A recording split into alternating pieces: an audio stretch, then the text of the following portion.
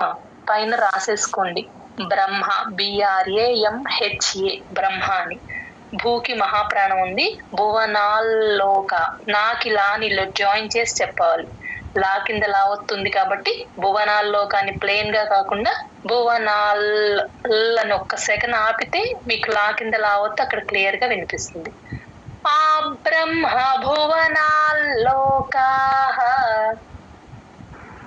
ఆ బ్రహ్మ భువనాల్లోకాః, ఆ బ్రహ్మ భువనాల్లోకాః, ఆ బ్రహ్మ భువనాల్లోకాః. పునరావర్తినోర్జున, పునరావర్తినోర్జున, నోర్ అర్జున అంతే. అక్కడ ఎక్కడ మహాప్రాణం లేదు. ఆ రాని కొంచెం ఎక్స్టెండ్ చేయకుండా నోర్జున సరిపోతుంది. అని ఎక్స్టెండ్ చేయొద్దు ఎవరు. పునరావర్తినోర్జున, పునరావర్తినోర్జున, పునరావర్తినోర్జున, పునరావర్తినోర్జున. వాయిస్ నాది క్లియర్ గానే ఉందా కావ్య గారు? ఉంది మేడం. మాముపేత్యతు కౌంతేయ, మాముపేత్య, తా కింద యావత్తు క్లియర్ గా వినిపించాలి. అక్కడ కౌంతేయలో కా ప్లస్ ఔకారం ఎప్పుడు వచ్చినా సరే మీ నోరు ఇలా రౌండ్ గా అవుతుంది, అప్పుడే కరెక్ట్ గా వినిపిస్తుంది. కౌంతేయ అంతే. యాకి దీర్ఘం పెట్టద్దు. కౌంతేయ అని ట్యూన్ కోసం కౌంతేయ అంతే. మాముపేత్యతు కౌంతేయ,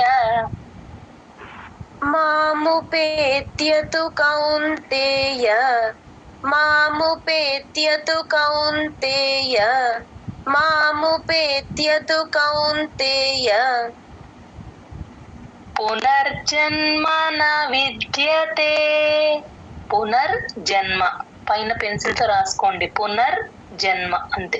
పునర్జన్మన విద్యతే, దా కింద యావత్తు విద్య ఎవరు ఎప్పుడు దా కింద యావత్తు వచ్చినా యూజువల్ గా విద్యతే అని చెప్పేస్తున్నారు చాలా మంది. అలా చెప్పకూడదమ్మా. విద్య, ఆ యా క్లియర్ గా వినిపించాలి. విత్ ప్లస్ యా, విద్య. ఆ యా కొంచెం హైలైట్ చేసి చెప్పేటట్టు చూసుకోండి. పునర్జన్మన విద్యతే,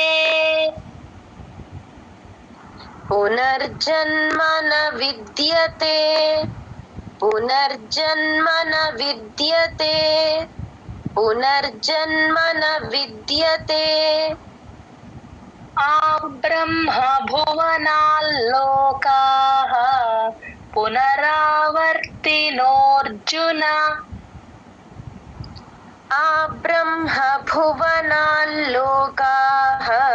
పునరావర్తినోర్జున, ఆ బ్రహ్మ భువనాల్లోకాః పునరావర్తినోర్జున, ఆ బ్రహ్మ భువనాల్లోకాః పునరావర్తినోర్జున. మాముపేత్యతు కౌంతేయ పునర్జన్మన విద్యతే, మాముపేత్యతు కౌంతేయ పునర్జన్మన విద్యతే, మాముపేత్యతు కౌంతేయ పునర్జన్మన విద్యతే, మాముపేత్యతు కౌంతేయ పునర్జన్మన విద్యతే. ఆ బ్రహ్మ భువనాల్లోకాః పునరావర్తినోర్జున, మాముపేత్యతు కౌంతేయ పునర్జన్మన విద్యతే. ఆ బ్రహ్మ భువనాల్లోకాః పునరావర్తినోర్జున, మాముపేత్యతు కౌంతేయ పునర్జన్మన విద్యతే. ఆ బ్రహ్మ భువనాల్లోకాః పునరావర్తినోర్జున, మాముపేత్యతు కౌంతేయ పునర్జన్మన విద్యతే.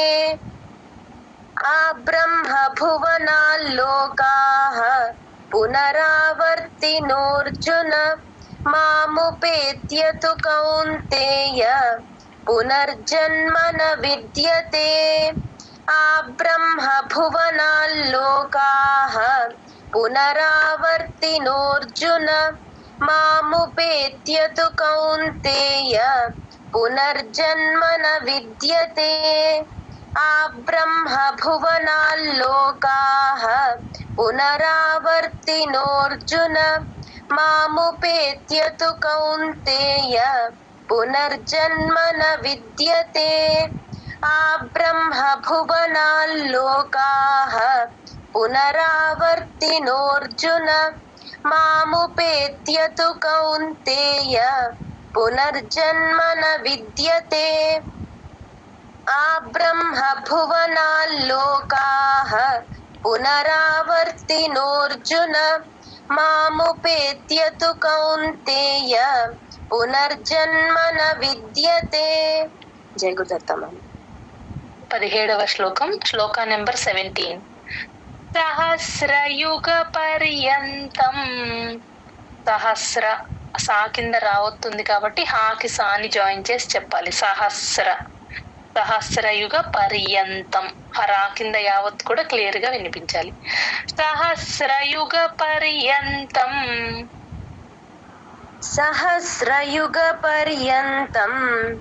సహస్రయుగ పర్యంతం. సహస్రయుగ పర్యంతం.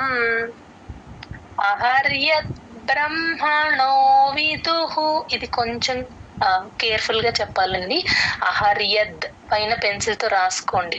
అహర్ రాకి పొల్లు పెడతాం. అహర్ యద్ యా ఫుల్ గా చెప్తాం. అహర్ యద్ బ్రహ్మణు బా కింద రకారం, ఆ కింద మావత్తు, అదంతా ఫుల్ గా ఆ అక్షరాలన్నీ క్లియర్ గా ఉన్నాయి కాబట్టి అవంతా చెప్పేయచ్చు. అహర్యద్ బ్రహ్మణో విదుః పైన పెన్సిల్ తో రాసేసుకోండి. అహర్యద్ దాకి బాని జాయిన్ చేసి చెప్పాలి. ఇక్కడ బాకి రకారం వచ్చినప్పుడు ప్లెయిన్ గా వదిలేకుండా అహర్యద్ బ్రహ్మణు 2 పెదాలు మూసేసి బ్రహ్మణు. హా కింద మా అవుతుంది కాబట్టి ఫస్ట్ మా చెప్పి తర్వాత హా చెప్తాం. BRAMHA సేమ్ ఇక్కడ కూడా అంతే. అహర్యత్ బ్రహ్మణు. అణాకి ఓత్వం ఉంది, సో బ్రహ్మణు అలా రావాలి.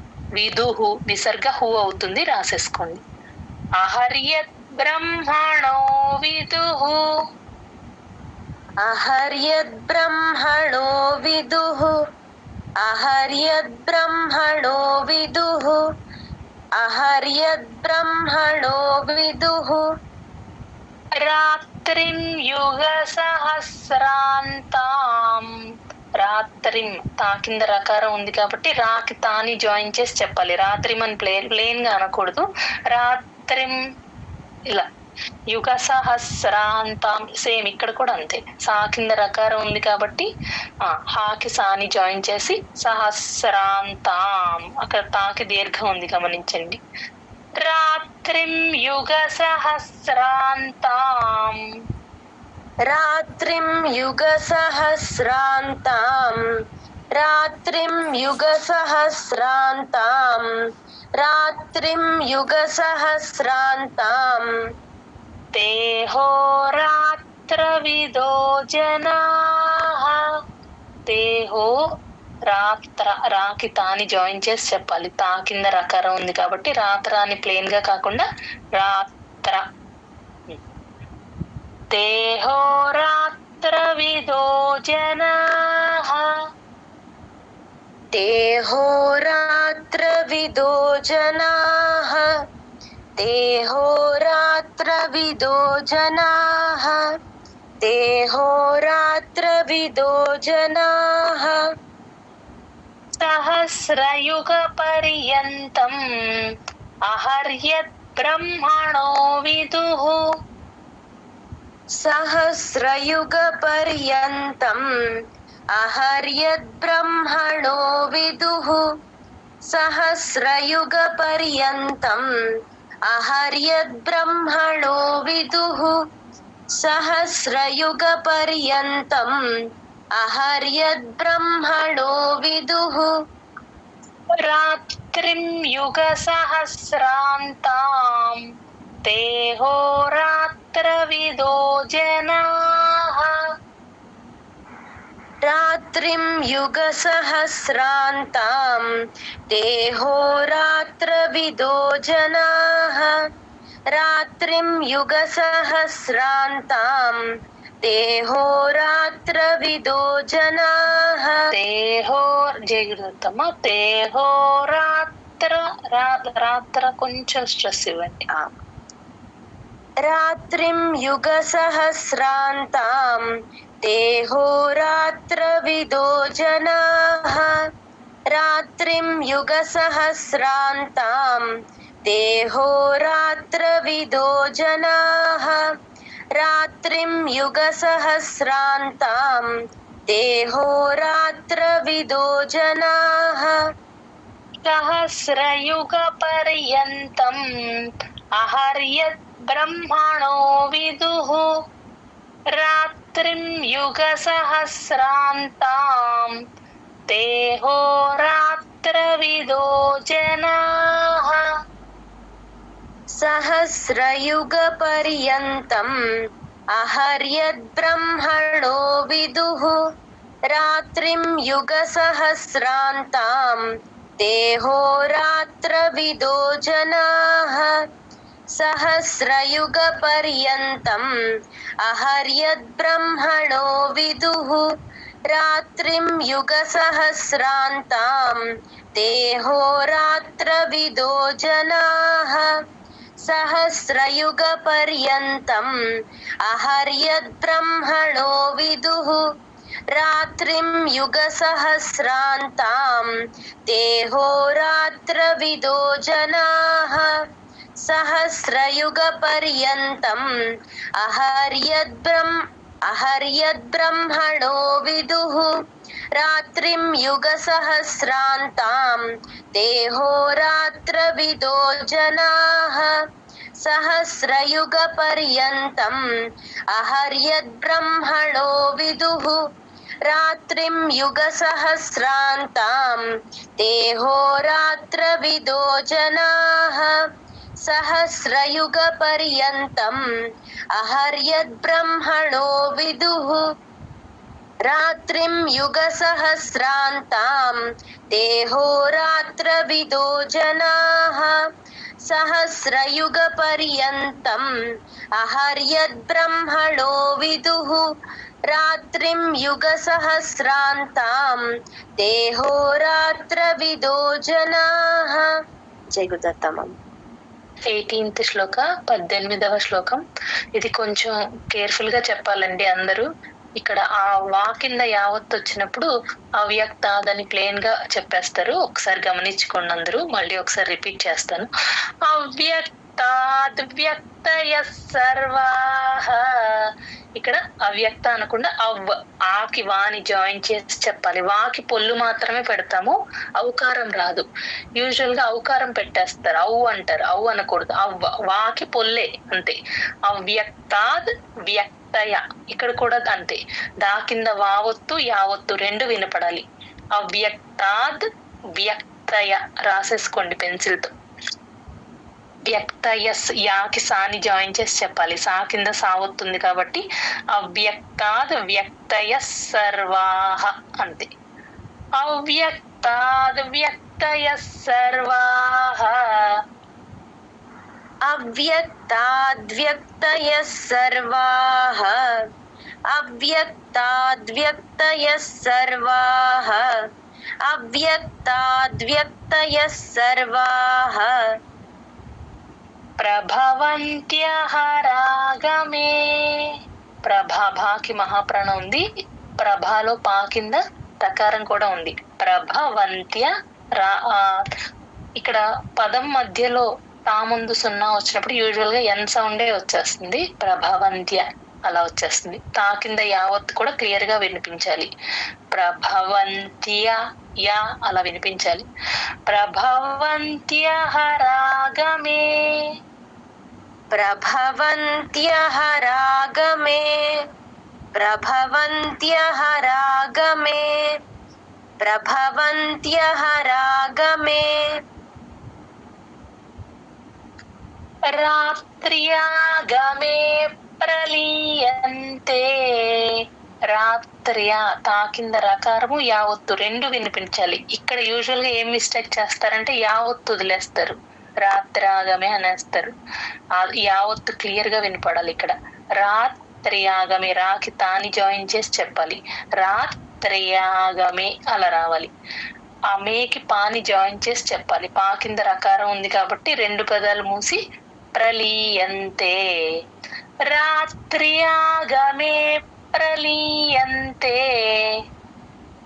రాత్ర్యాగమే ప్రలీయంతే. రాత్ర్యాగమే ప్రలీయంతే. రాత్ర్యాగమే ప్రలీయంతే. తత్రైవావ్యక్త సంజ్ఞకే. ఇది కూడా చాలా కేర్ఫుల్ గా చెప్పాలి. తత్రైవ తా పక్కన ఉన్న ఇంకో తాకి ఐకారము ప్లస్ రకారము రెండు ఉన్నాయి కదా. తత్రైవ తాకి తాని జాయిన్ చేసి చెప్పాలి. తత్రైవ. నెక్స్ట్ వా కింద యావత్తుంది కాబట్టి వాకి ఈ వాని జాయిన్ చేసి చెప్పాలి. తత్రైవా అని తీసుకున్నారనుకోండి, ఆ వా కింద యావత్తు క్లియర్ గా వినిపిస్తుంది. ఇక్కడ కూడా అంతే, ఔకారం రాకూడదు, జస్ట్ వాకి పొల్లు మాత్రమే పెడతాం.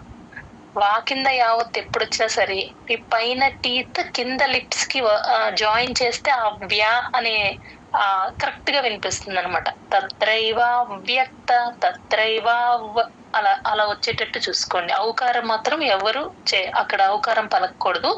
తత్రైవా వ్యక్త అంతే. సంజ్ఞకే ఇక్కడ చూడండి, సమ్ అది ఎం సౌండే. మా సమ్ ఎం అని రాసేసుకోండి పైన. సంజ్ఞకే ఇక్కడ చాలా మంది ఎన్ అని చెప్పేస్తున్నారు. సన్ అని చెప్పకూడదమ్మా. సమ్ రెండు పెదాలు మూసి సంజ్ఞకే, అది జ్ఞా కూడా క్లియర్ గా వినపడేటట్టు చెప్పాలి. తత్రైవావ్యక్త సంజ్ఞకే. తత్రైవావ్యక్త సంజ్ఞకే.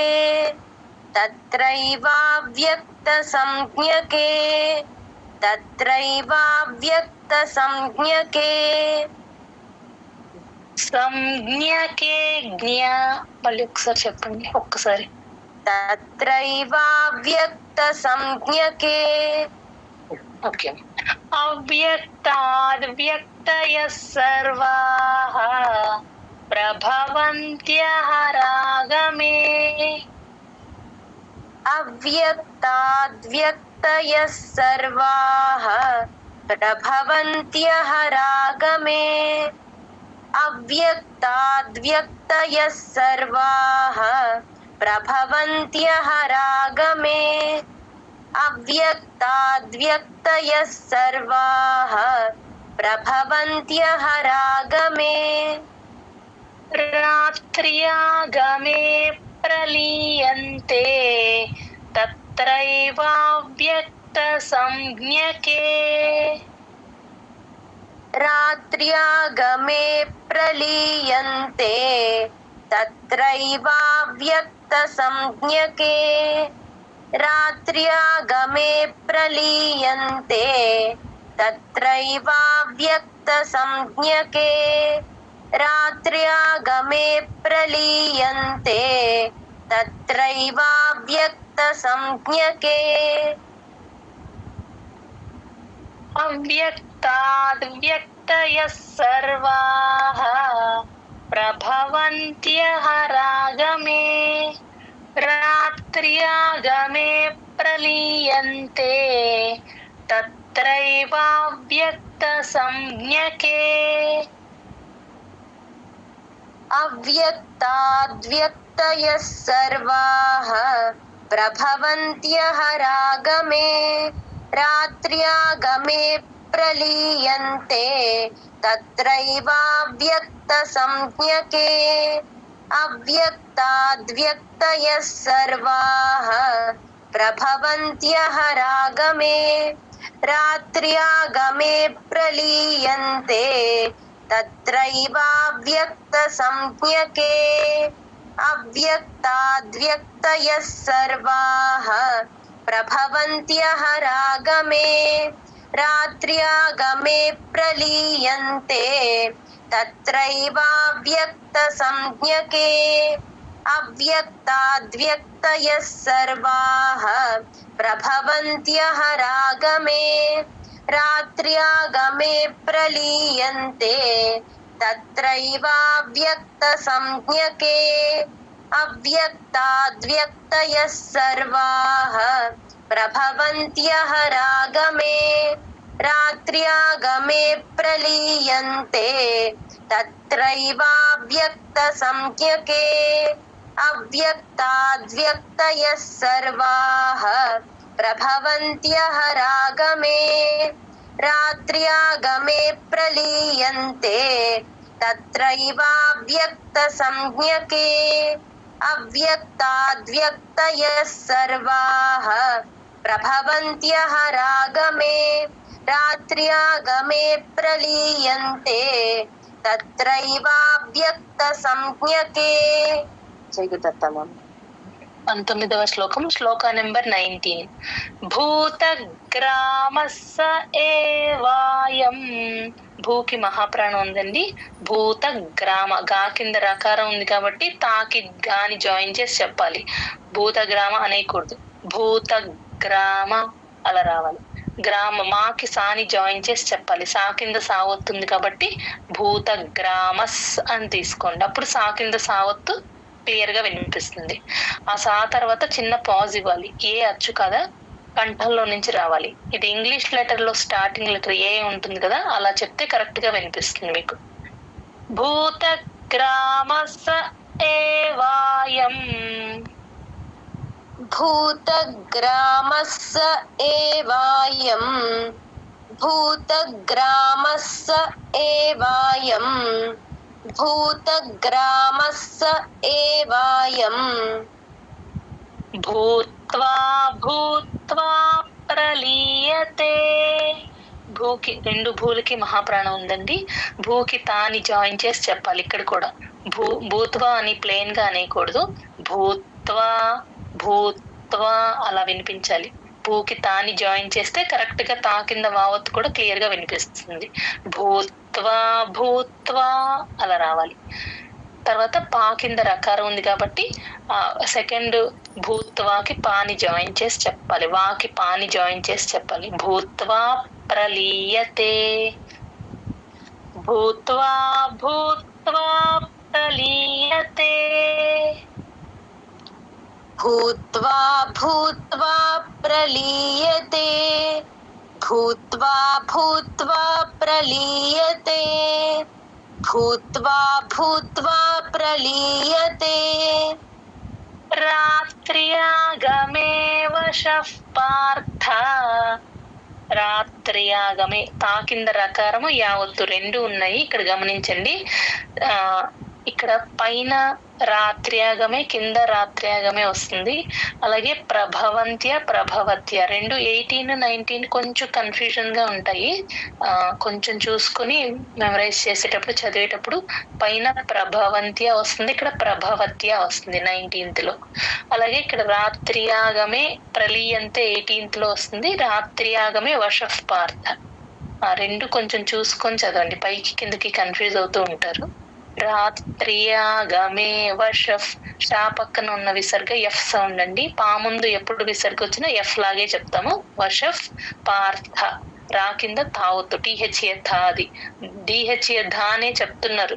ఇప్పటికి కొంచెం కరెక్ట్ చేసుకోండి అందరు. థా ఒత్తు థా. టంగ్ పైన వెనకాల పై పళ్ళు వెనకాల 3 lines ఉంటాయి. అక్కడ టచ్ చేస్తే టంగ్ టీహెచ్ఏ థానే వినిపిస్తుంది. రాత్ర్యాగమే వశః పార్థ. రాత్ర్యాగమే వశః పార్థ రాత్ర్యాగమే వశః పార్థ రాత్ర్యాగమే వశః పార్థ. ప్రభవత్యహరాగమే. పా కింద రకారం, భాకి మహాప్రాణం ఉంది. ప్రభవత్య ఆయా కూడా క్లియర్ గా వినిపించాలి. హరాగమే అంతే. ప్రభవత్యహరాగమే ప్రభవత్యహరాగమే ప్రభవత్యహరాగమే ప్రభవత్యహరాగమే ప్రభవత్యహరాగమే భూతగ్రామస్స ఏవాయం భూత్వా భూత్వా ప్రలీయతే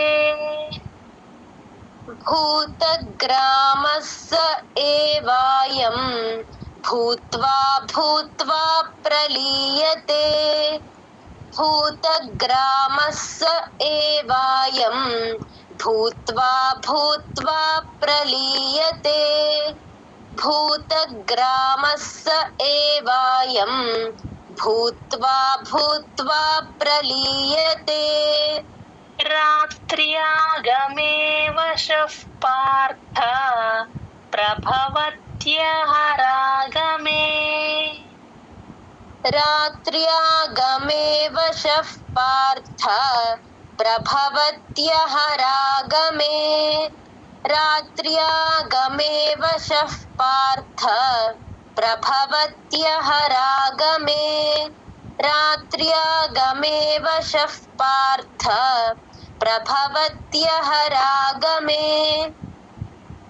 భూతగ్రామస్స ఏవాయం భూత్వా భూత్వా ప్రలీయతే రాత్ర్యాగమే వశః పార్థ ప్రభవత్యహరాగమే భూతగ్రామస్స ఏవాయం భూత్వా భూత్వా ప్రలీయతే రాత్ర్యాగమే వశః పార్థ ప్రభవత్యహరాగమే జై గురుదత్త భూత్వా భూత్వా ప్రలీయతే ఆ పాకి ఇంకొంచెం స్ట్రెస్ ఇవ్వాలమ్మా. ఓకే. భూతగ్రామస్స ఏవాయం భూత్వా భూత్వా ప్రలీయతే రాత్ర్యాగమే వశః పార్థ ప్రభవత్యహరాగమే భూతగ్రామస్స ఏవాయం భూత్వా భూత్వా ప్రలీయతే రాత్ర్యాగమే వశః పార్థ ప్రభవత్యహరాగమే భూతగ్రామస్స ఏవాయం భూత్వా భూత్వా ప్రలీయతే రాత్ర్యాగమః పార్థ ప్రభవత్యహరాగమే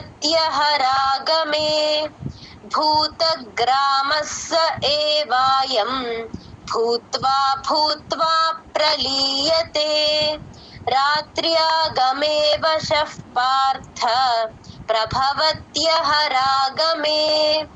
భూతగ్రామస్స ఏవాయం భూత్వా భూత్వా ప్రలీయతే రాత్ర్యాగమే వశః పార్థ ప్రభవత్యహరాగమే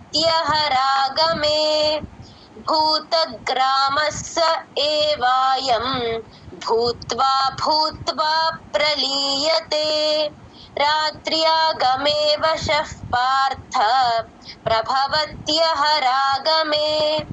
జై గురుదత్త. 20th శ్లోక 20వ శ్లోకం. పరస్తస్మాత్తు భావోన్యః పరస్తస్మాత్తు ఇక్కడ పైన పెన్సిల్ తో రాసుకోండి. పరస్ తాకి పొల్లు పెడతాం, తర్వాత తా ఫుల్ గా చెప్తాం. పరస్ తస్మాత్తు ఆ తా కింద తాగొత్తు అత్త అని ఎలా అంటాము, తస్మాత్తు అలా మాకి తాని జాయిన్ చేసి చెప్పాలి. పరస్ తస్మాత్తు అంతే. భావోన్యః భాకి మహాప్రాణం ఉంది, గమనించండి. పరస్తస్మాత్తు భావోన్యః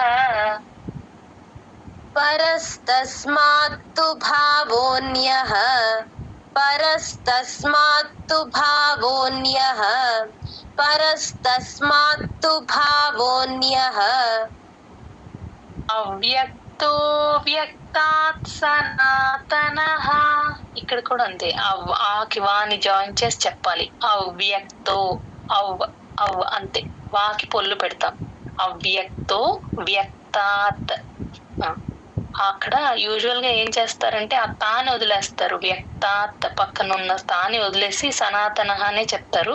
అవ్యక్తో వ్యక్తాత్ ఆ తా కూడా వినిపించాలి. వ్యక్తాత్ సనాతన, అవ్యక్తో వ్యక్తాత్ సనాతన, అవ్యక్తో వ్యక్తాత్ సనాతనః, అవ్యక్తో వ్యక్తాత్ సనాతనః, అవ్యక్తో వ్యక్తాత్ సనాతనః.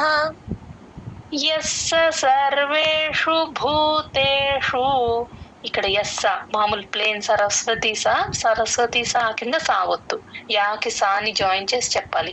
యస్ అని కొంచెం అలా డ్రాగ్ చేస్తే సా కింద సావొత్తు క్లియర్ గా వినిపించిస్తుంది.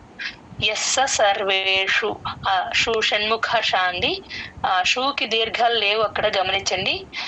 సర్వేషు భూతేషు, భూకి మహాప్రాణం ఉంది, భూతేషు అంతే కట్ చేయాలి.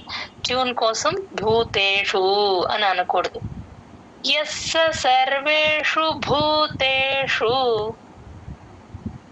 యస్స సర్వేషు భూతేషు, యస్స సర్వేషు భూతేషు, యస్స సర్వేషు భూతేషు.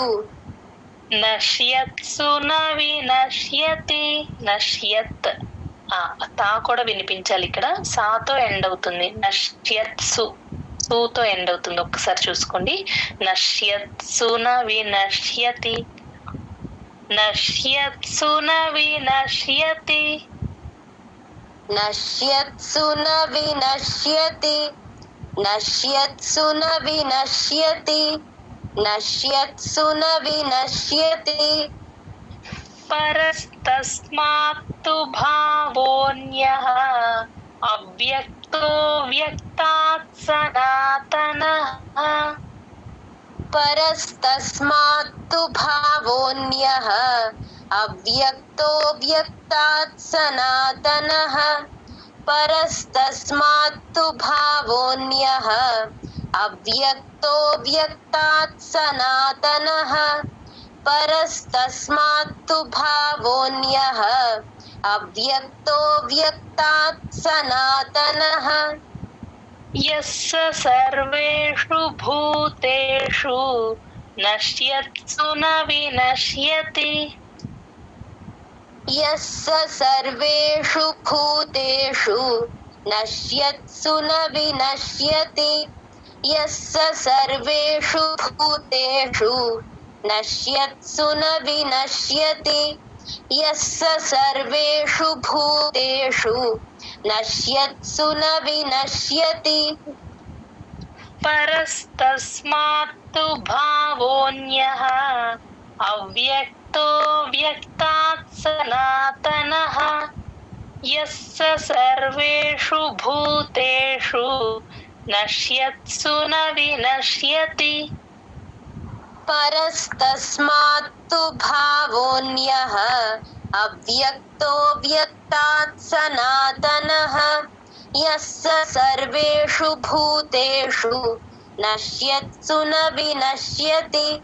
పరస్తస్మాత్తు భావోన్యః అవ్యక్తో వ్యక్తాత్ సనాతనః, యస్స సర్వేషు భూతేషు నశ్యత్సు న వినశ్యతి. పరస్తస్మాత్తు భావోన్యః అవ్యక్తో వ్యక్తాత్ సనాతనః, యస్స సర్వేషు భూతేషు నశ్యత్సు న వినశ్యతి. పరస్తస్మాత్తు భావోన్యః అవ్యక్తో వ్యక్తాత్ సనాతనః, యస్స సర్వేషు భూతేషు నశ్యత్సు న వినశ్యతి. పరస్తస్మాత్తు భావోన్యః అవ్యక్తో వ్యక్తాత్ సనాతనః, యస్స సర్వేషు భూతేషు నశ్యత్సు న వినశ్యతి. పరస్తస్మాత్తు భావోన్యః అవ్యక్తో వ్యక్తాత్ సనాతనః, యస్స సర్వేషు భూతేషు నశ్యత్సు న వినశ్యతి. परस्तस्मात्तु भावोऽन्यः अव्यक्तो व्यक्तात् सनातनः यस्य सर्वेषु भूतेषु नश्यत्सु न विनश्यति. జై గురుదత్త మ్యామ్. 21వ శ్లోకం, శ్లోక నెంబర్ 21. అవ్యక్తోక్షర ఇత్యుక్తః. అవ్యక్తో, ఆ వా కింద యావత్తుంది కాబట్టి ఆకి వాని జాయిన్ చేసి చెప్పాలి. అవ్యక్తో క్షర, ఆ వ్యక్తో తోకి కాని జాయిన్ చేసి చెప్పాలి. అక్కడ కూడా క్ష ఉంది కాబట్టి క్ష కూడా సంయుక్తాక్షరం, కా ప్లస్ క్ష అయితేనే క్ష అవుతుంది. సో అవ్యక్తోక్ అని తీసుకున్నారనుకోండి, కా కింద క్ష అవుతూ క్లియర్ గా వినిపిస్తుంది. అవ్యక్తోక్షర, క్షర తర్వాత చిన్న పాజ్ ఇవ్వాలి. ఈ అచ్చండి అక్కడ ఈ, అందుకని క్షర తర్వాత చిన్న గ్యాప్ ఇచ్చి ఇత్యుక్తః, ఇత్యుక్తః, ఇత్ తాకి పొల్లు పెడతాం. యుక్తః, యు యు యాగుణింతంలో యు అండి, అది యుక్తః. క్లియర్ గా వినిపించాలి ఆ యా. అవ్యక్తోక్షర ఇత్యుక్తః. అవ్యక్తోక్షర ఇత్యుక్తః. అవ్యక్తోక్షర ఇత్యుక్తః. అవ్యక్తోక్షర ఇత్యుక్తః. తమాహుః పరమాం గతిం. తమాహుః, ఆ హూ పక్కన విసర్గ ఎఫ్ లాగా చెప్తాము. పా ముందు ఎప్పుడు విసర్గ వచ్చినా సరే ఎఫ్ లాగే చెప్పాలి. తమాహుః పరమాం గతిం. ఇక్కడ గంగా అని ఎలా అంటామో ఇక్కడ కూడా అంతే, అంగ్ సౌండే వస్తుంది. పరమాం గతిం అంతే అండి. తమాహుః పరమాం గతిం. తమాహుః పరమాం గతిం. తమాహుః పరమాం గతిం. తమాహుః పరమాం గతిం. యం ప్రాప్య న నివర్తంతే. ఇక్కడ ఎం ఇంగ్లీష్ లెటర్ ఎం అని రాసేసుకోండి పైన. ఎం ప్రాప్య, పా కింద రకారం ఉంది. ఎం ప్రాప్య, పా కింద యావత్తు. ప్రాప్య క్లియర్ గా వినిపించాలి. అక్కడ కూడా యా, యకారం ఎక్కడొచ్చినా సరే దాన్ని హైలైట్ చేసే చెప్పాలి, వదిలేయకూడదు. ఎం ప్రాప్య న నివర్తంతే అంతే. యం ప్రాప్య న నివర్తంతే. యం ప్రాప్య న నివర్తంతే. యం ప్రాప్య న నివర్తంతే. యం ప్రాప్య న నివర్తంతే. తద్ధామ పరమం మమ. తద్ధామ, దా కింద దావత్తు మహాప్రాణం ఉంది కాబట్టి తాకి దాన్ని జాయిన్ చేసి చెప్పాలి, రెండు వినపడాలి. తద్ధామ పరమం మమ అంతే. తద్ధామ పరమం మమ.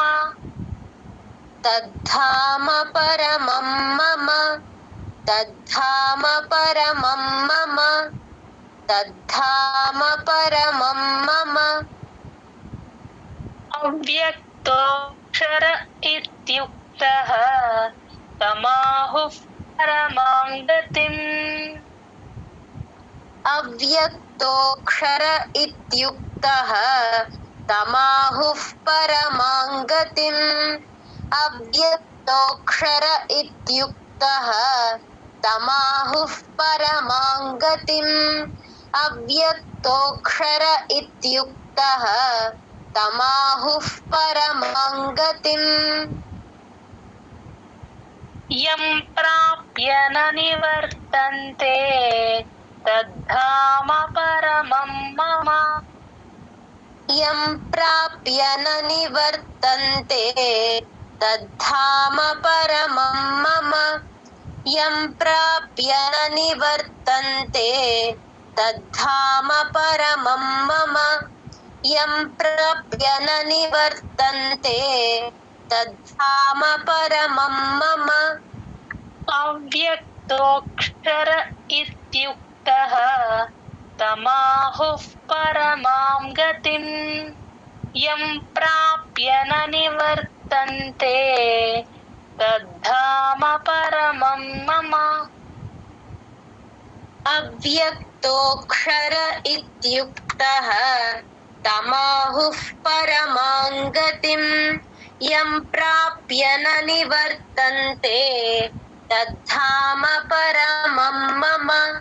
अव्यक्तोऽक्षर इत्युक्तः तमाहुः परमां गतिं यं प्राप्य न निवर्तन्ते तद्धाम परमं मम अव्यक्तोऽक्षर इत्युक्तः तमाहुः परमां गतिं यं प्राप्य न निवर्तन्ते तद्धाम परमं मम अव्यक्तोऽक्षर इत्युक्तः तमाहुः परमां गतिं यं प्राप्य न निवर्तन्ते तद्धाम परमं मम अव्यक्तोऽक्षर इत्युक्तः तमाहुः परमां गतिं यं प्राप्य न निवर्तन्ते तद्धाम परमं मम अव्यक्तोऽक्षर इत्युक्तः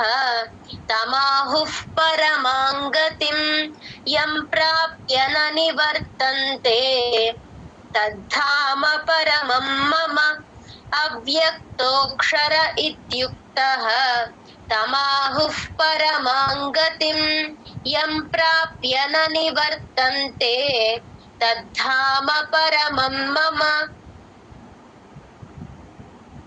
జై గురుదత్త. 22వ శ్లోక 22వ శ్లోకం. పురుషస్స పరః పార్థ. ఇక్కడ పురుషస్స షాకి సాని ప్లేన్ ఫస్ట్ ఉంది, షణ్ముఖ షా అండి, తర్వాత సరస్వతి సా, కొంచెం అటు ఇటు అవ్వకుండా కరెక్ట్ గా ప్రొనౌన్స్ చేసేటట్టు చూసుకోండి. పురుషస్ షాకి సాని జాయిన్ చేసి చెప్పాలి. పురుషస్స పరః, పరా పక్కన విసర్గ ఎఫ్ లాగా చెప్తాము. పా ముందు ఎప్పుడు విసర్గ వచ్చినా ఎఫ్ సౌండ్. పార్థ టిహెచ్ఏ థా, అది ఒత్తు థా గమనించుకోండి. అది డిహెచ్ఏ దా కాదు, టిహెచ్ఏ థా, ఒత్తు థా, పొట్టలో చుక్కున్న థా, అది రెండో థా. పురుషస్స పరః పార్థ. పురుషస్స పరః పార్థ. పురుషస్స పరః పార్థ. పురుషస్స పరః పార్థ. భక్త్యా లభ్యస్త్వనన్యయా. భాకి మహాప్రాణం ఉంది, కా కింద తావొత్తు యావత్తు. భక్త్యా యాతో ఎండవాలి. లభ్యస్త్వ, లభ్యాలో భాకి మహాప్రాణం యావత్తు. లభ్యస్త్వ, ఆ సా కింద తావొత్తు వావత్తు రెండు వినిపించాలి. ఆ భాకి సా యాకి సాని జాయిన్ చేసి చెప్పాలి. లభ్యస్ అని చెప్పి రాసేసుకోండి పైన. లభ్యస్త్వ, తా కింద వావత్తు, అప్పుడు లభ్యస్త్వ. లభ్యస్త్వ అంతే. నన్యయా, నా కింద యావత్తు. లభ్యస్త్వ నన్యయా అంతే. భక్త్యా లభ్యస్త్వనన్యయా. భక్త్యా లభ్యస్త్వనన్యయా. భక్త్యా లభ్యస్త్వనన్యయా. భక్త్యా లభ్యస్త్వనన్యయా. యస్యాంతస్థాని భూతాని. యస్యాంతస్థాని, సా కింద సావత్తు ఒత్తు తా, టిహెచ్ఏ తా ఉంది. యస్యాంతస్ అని తాకి సాని జాయిన్ చేసి చెప్తే సా కింద సావత్తు క్లియర్ గా వినిపిస్తుంది. థాని, ఆ సా కింద ఒత్తు థా క్లియర్ గా వినపడేటట్టు చెప్పండి. భూతాని అంతే. భూకి మహాప్రాణం ఉంది, నీకి దీర్ఘం లేదు, గమనించండి. భూతాని అంతే, కట్ చేయాలి. యస్యాంతస్థాని భూతాని. యస్యాంతస్థాని భూతాని. యస్యాంతస్థాని భూతాని. యస్యాంతస్థాని భూతాని. ఏన సర్వమిదం తతం. ఇక్కడ యా గుణింతంలో యా అండి, గమనించండి. అచ్చులో ఏ కాదు, యూజువల్ గా ఏ చెప్పేస్తూ ఉంటారు, అలా చెప్పకూడదు. ఏన, యా గుణింతంలో యానే చెప్పాలి. ఏన సర్వమిదం తతం అంతే. ఏన సర్వమిదం తతం. ఏన సర్వమిదం తతం. ఏన సర్వమిదం తతం. येन सर्वमिदं ततं। पुरुषस्य परः पार्थ भक्त्या लभ्यस्त्वनन्यया।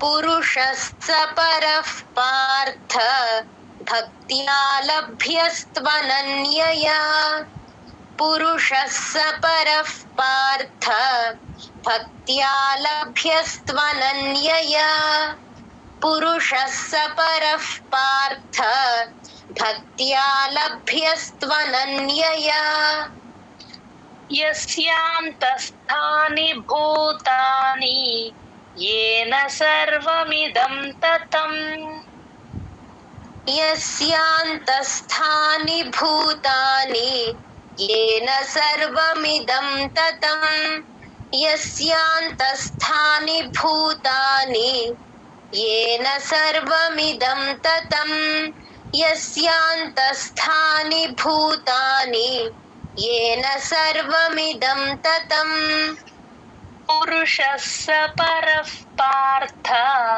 भक्त्या लभ्यस्त्वनन्यया यस्यान्तस्थानि भूतानि येन सर्वमिदं ततम् पुरुषः स परः पार्थ भक्त्या लभ्यस्त्वनन्यया यस्यान्तस्थानि भूतानि येन सर्वमिदं ततम् पुरुषः स परः पार्थ भक्त्या लभ्यस्त्वनन्यया यस्यान्तस्थानि भूतानि येन सर्वमिदं ततम् पुरुषः स परः पार्थ भक्त्या लभ्यस्त्वनन्यया यस्यान्तस्थानि भूतानि येन सर्वमिदं ततम् पुरुषः स परः पार्थ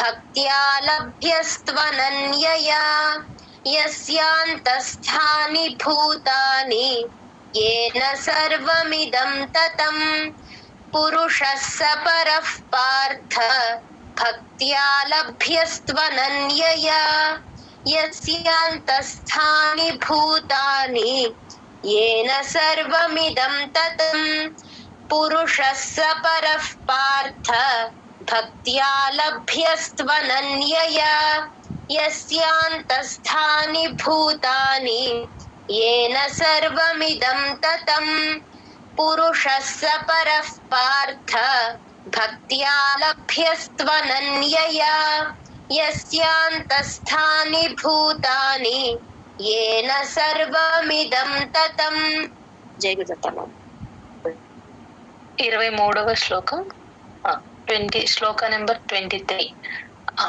మిగతా వాళ్ళందరూ కూడా వెనకాల మీరే రిపీట్ చేస్తున్నట్టు భావిస్తూ అందరూ రిపీట్ బుక్ పెన్సిల్ దగ్గర పెట్టుకొని కదలకుండా ఈ క్లాస్ ఉన్నంతసేపు అక్కడే రిపీట్ చేస్తూ ఉండండి.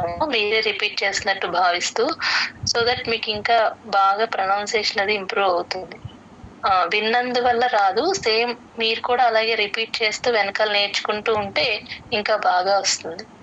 యత్ర కాలే త్వనావృత్తిం, యత్ర ఆ కింద రకారం యాకి తాని జాయిన్ చేసి చెప్పాలి. యత్ర కాలే, కాలేకి తాని జాయిన్ చేసి చెప్పాలి. తా కింద వావొత్తుంది కాబట్టి యత్ర కాలేత్ అని తీసుకోవాలి. యత్ర కాలే త్వనావృత్తిం, ఆ వృత్తి అలా తేలిగ్గా చెప్పాలి. వట్రసుడు ఎక్కడొచ్చినా సరే వృత్తిం ఆ తా కింద తావొత్తు, అత్త అంటాం కదా, ఆ చిన్న స్ట్రెస్ అనమాట. వృ తేలిగ్గా చెప్పాలి, అట్ ద సేమ్ టైం తా కింద తావొత్తు వినపడేటట్టు చెప్పాలి. వృత్తిం అంతే. యత్ర కాలే త్వనావృత్తిం, యత్ర కాలే త్వనావృత్తిం, యత్ర కాలే త్వనావృత్తిం, యత్ర కాలే త్వనావృత్తిం. ఆవృత్తిం చైవ యోగినః, ఆ సెకండ్ ఇది ఆవృత్తిం. వృకి వట్రసుడు ఉంది, తేల్చి చెప్పాలి. తా కింద తావత్తు కూడా వినపడాలి. వృత్తిం ఆవృత్తిం చైవ చా ప్లస్ ఐ చైవ యోగినః, ఆవృత్తిం చైవ యోగినః. ఆవృత్తిం చైవ యోగినః, ఆవృత్తిం చైవ యోగినః, ఆవృత్తిం చైవ యోగినః. ప్రయాతాయాంతి తం కాలం ప్రయాతాయాంతి తం కాలం ప్రయాతాయాంతి తం కాలం ప్రయాతాయాంతి తం కాలం వక్ష్యామి భరతర్షభ. ఇక్కడ వక్ష్యామి క్ష కింద యావత్తుంది, వక్ష్యామి అనేకూడదు, వక్ష్యామి ఆ యా వినిపించాలి. వక్ష్యామి వాకి కాని జాయిన్ చేసి చెప్పాలి. వక్ష్యామి అంతే. భరతర్షభలో 2 బాలకి మహాప్రాణాలు ఉన్నాయి, గమనించండి. భరతర్షభ అంతే. వక్ష్యామి భరతర్షభ వక్ష్యామి భరతర్షభ వక్ష్యామి భరతర్షభ వక్ష్యామి భరతర్షభ యత్ర కాలే త్వనావృత్తిం ఆవృత్తిం చైవ యోగినః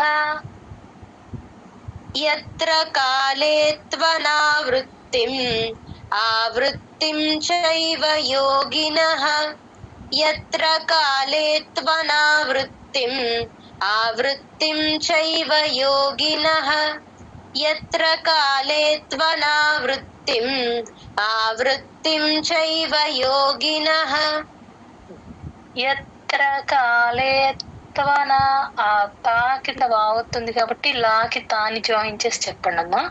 యత్ర కాలే త్వన ఒకసారి రిపీట్ చేస్తారా? యత్ర కాలే త్వనావృత్తిం ఆవృత్తిం చైవ యోగినః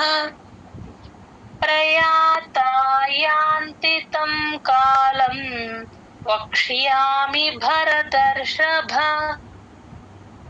ప్రయాతాయాంతి తం కాలం వక్ష్యామి భరతర్షభ ప్రయాతాయాంతి తం కాలం వక్ష్యామి భరతర్షభ ప్రయాతాయాంతి తం కాలం వక్ష్యామి భరతర్షభ యత్ర కాలే త్వనావృత్తిం ఆవృత్తిం చైవ యోగినః ప్రయాతాయాంతి తం కాలం వక్ష్యామి భరతర్షభ యత్ర కాలే త్వనావృత్తిం ఆవృత్తిం చైవ యోగినః ప్రయాతాయాంతి తం కాలం వక్ష్యామి భరతర్షభ యత్ర కాలే